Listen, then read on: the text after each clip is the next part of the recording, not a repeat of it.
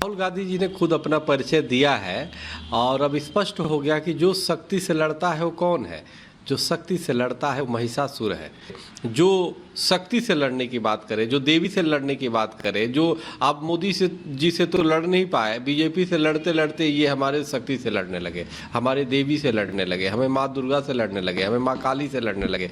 तो ये बहुत ही दुर्भाग्यपूर्ण है। ऐसे अभागे लोग जो है देश की राजनीति में विपक्ष में बैठे पड़े हैं और इसी के कारण इनका पतन हो रहा है। विनाश काले विपरीत बुद्धि, जब नाश मनुष्य का आता है पहले विवेक मर जाता है। ने दुर्भाग्य की बात है कि बीच में उद्धव जी बैठे थे और अगल बगल राक्षस बैठे थे। जिस प्रकार से राहुल गांधी शिवाजी पार्क में उन्होंने कहा कि कांग्रेस हिंदुत्व से लड़ रही है, कितनी दुर्भाग्य की बात है। जिस प्रकार से राहुल जी एक तरफ तो पूरी देश जोड़ने की बात करते हैं, दूसरे तरफ सनातन संस्कृति, हिंदुत्व को किस प्रकार मिटाया जाए, तोड़ा जाए, इसका नाश किया जाए, इस पर पूरा उनका ध्यान केंद्रित रहता है। कांग्रेस की भारत जोड़ो न्याय यात्रा रविवार रात मुंबई में खत्म हो गई। यात्रा के समापन के दौरान विपक्षी नेता शक्ति प्रदर्शन की मंशा से एक मंच पर इकट्ठा हुए, लेकिन इन्हें सुनने वाली भीड़ नदारद दिखी। इंडी के नेताओं ने मंच संभाला तो वही पुराना ईवीएम वाला राग अलापा। विपक्ष की तरफ से क्या कुछ कहा गया, इस रिपोर्ट में आपको दिखाते हैं।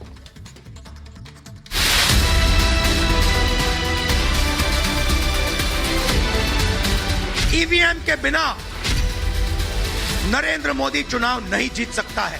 अधूरी हसरतों का इल्जाम हर बार हम पे लगाना ठीक नहीं। वफा खुद से नहीं होती, खता ईवीएम की कहते हो।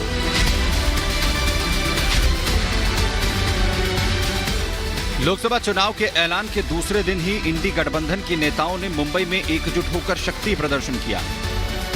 इंडी गठबंधन के नेताओं ने जहां पर बीजेपी पर तंज कसा तो वहीं ईवीएम पर एक बार फिर से सवाल खड़े किए। देश के धर्म, जाति और उत्तर दक्षिण में बांटने वाले विपक्ष में संविधान को बचाने की कस्में खाई गई।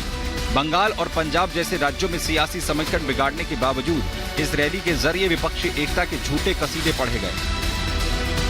अगर इंडिया मजबूत रहा और हम लोग सिर्फ ये सोच के निकले कि हमने भारत को बचाना है, यहाँ के आईन को बचाना है, यहाँ के इंसान को बचाना है। मुंबई में शिवाजी पार्क में इंडी गठबंधन के नेता इकट्ठा हुए थे शक्ति प्रदर्शन करने, लेकिन इस शक्ति प्रदर्शन को देखने वाली भीड़ इकट्ठा नहीं हो सकी। कांग्रेस से जैसे उनके पुराने नेताओं ने किनारा कर लिया, वैसे ही देश की जनता भी इंडी गठबंधन से किनारा करती नजर आ रही है। विपक्ष ने अपनी एकता दिखाने के लिए शानदार मंच सजाया, हजारों लोगों के बैठने की व्यवस्था की, लेकिन अफसोस इस रैली में आधे से ज्यादा कुर्सियां खाली रह गई। इंडी गठबंधन की रैली कुछ तस्वीरें तेजी से वायरल हो रही हैं, जिसमें साफ देखा जा सकता है कि आगे की कतार को छोड़ दिया जाए तो आधे से ज्यादा कुर्सियां खाली ही पड़ी थी। सूत्रों की माने तो मंच के आसपास जो भीड़ नजर आ रही है वो विपक्षी नेताओं के ही कार्यकर्ता थे। ऐसे में अंदाजा लगाना मुश्किल नहीं कि देश की जनता को विपक्ष में कितना भरोसा है। इंडी गठबंधन के नेताओं ने जब शिवाजी पार्क में मंच संभाला तो इनका एजेंडा एक ही था। सभी ने एक सुर में ईवीएम और देश की जांच एजेंसियों पर निशाना साधा। राजा की आत्मा ईवीएम में है, हिंदुस्तान की हर संस्था में है, ईडी में है, सीबीआई में है, इनकम टैक्स डिपार्टमेंट में है। मैं आपको बता रहा हूं, ईवीएम के बिना नरेंद्र मोदी चुनाव नहीं जीत सकता है। जहां देश के संवैधानिक संस्थानों को हाईजैक किया जा रहा है, अस्थायी सरकारों को, चुनी हुई सरकारों को, लोकतंत्र में मतदान जो आप लोगों ने किया वैसी सरकारों को खरीदा जा रहा है ईडी सीबीआई के जरिए डराकर। नमस्कार, स्वागत है आपका। मैं हूं अनामिका पांडे। प्रियंका अनामिका सिंह बुलेटिन में साथ है, लेकिन इस वक्त की बड़ी खबर आपको बता दें, सुप्रीम कोर्ट से सत्येंद्र जैन को बड़ा झटका लगा है। नियमित जमानत याचिका अब खारिज कर दी गई है। बता दें आपको कि नियमित जमानत याचिका खारिज कर दी गई है। सुप्रीम कोर्ट ने सत्येंद्र जैन को आज ही सरेंडर करने को कहा है। सुप्रीम कोर्ट ने सत्येंद्र जैन की बेल रद्द की है। फिलहाल मेडिकल ग्राउंड पर जमानत पर हैं सत्येंद्र जैन। पिछले काफी लंबे समय से स्वास्थ्य कारणों से जमानत पर हैं सत्येंद्र जैन, लेकिन आज सुप्रीम कोर्ट से सत्येंद्र जैन को बड़ा झटका लगा है। सत्येंद्र जैन की नियमित जमानत याचिका खारिज हो गई है। सुप्रीम कोर्ट ने सत्येंद्र जैन को आज ही सरेंडर करने को कहा है। सुप्रीम कोर्ट ने सत्येंद्र जैन की बेल रद्द की है। फिलहाल मेडिकल ग्राउंड पर काफी लंबे समय से सत्येंद्र जैन बाहर हैं।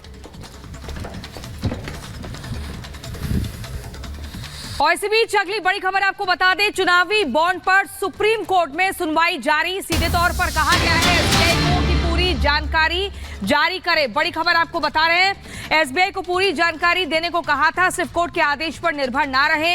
इलेक्शन कमीशन को बॉन्ड नंबर की जानकारी दे एसबीआई। आप चुनिंदा जानकारी नहीं दे सकते हैं, सुप्रीम कोर्ट ने एक फटकार लगाते हुए कहा। और कहा कि देखिए जानकारी देने को तैयार हैं, ये एसबीआई की तरफ से कहा गया है।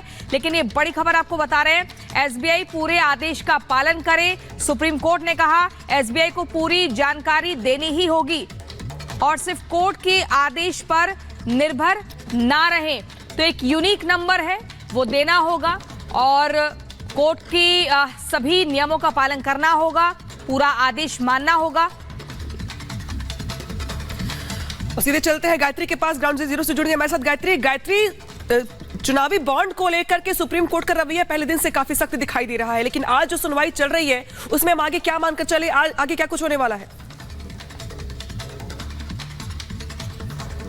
बिल्कुल, देखिए मैं अभी आपको बता दूं, सीजीआई की तरफ से जो कहा गया है उसमें उन्होंने कहा है कि अल्फा न्यूमेरिक रखने का मतलब क्या था, क्योंकि बार बार ये मांग उठ रही थी कि कंपनीज के नाम सामने आ गए हैं जिन्होंने बॉन्ड खरीदा था और किन पार्टीज का बॉन्ड खरीदा था वो भी सामने आ चुका है। लेकिन वो जो अल्फा न्यूमेरिक नंबर है वो कहां है, उसको लेकर सुप्रीम कोर्ट की तरफ से आदेश दिया गया था, लेकिन वो जारी नहीं हुआ, जिस पर आज सुनवाई हुई और ये जवाब मांगा गया था एसबीआई से। सीजीआई ने कहा कि अगर बॉन्ड को भुनाया जाता था तो एक ऐसे पता चलता है कि वो फेक नहीं है, क्योंकि तमाम तरह की दलीलें एसबीआई की तरफ से दी गई थी कि आखिरकार बॉन्ड नंबर को, अल्फा न्यूमेरिक नंबर को क्यों छिपा कर रखा गया था, क्यों उसको हाइड रखा गया था।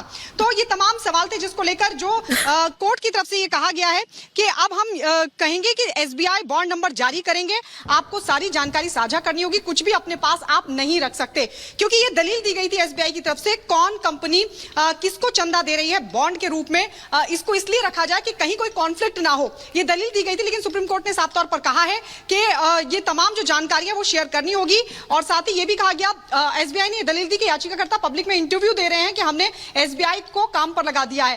कई तरह के सवाल उठे थे जिसको लेकर एसबीआई की तरफ से ये भी कहा गया कि जैसे कि सीजीआई ने कहा कि हम सारी जानकारी साझा करेंगे, तो यानी कुल मिलाकर के एसबीआई की तरफ से हामी भरी गई है कि उस जानकारी को साझा किया जाएगा। सॉलिसिटर जनरल की तरफ से यानी कि गायत्री अब ये साफ करना होगा कि किसको कितना चंदा दिया गया, बाकायदे इसके लिए जो नंबर्स है वो भी यहाँ पे जारी करने की बात दरअसल की जा रही है सुप्रीम कोर्ट की ओर से। शुक्रिया तमाम जानकारी के लिए। बढ़ते हैं खबरों में आगे, राहुल गांधी के शक्ति वाले बयान को लेकर के बवाल मचा हुआ है, सुनिए।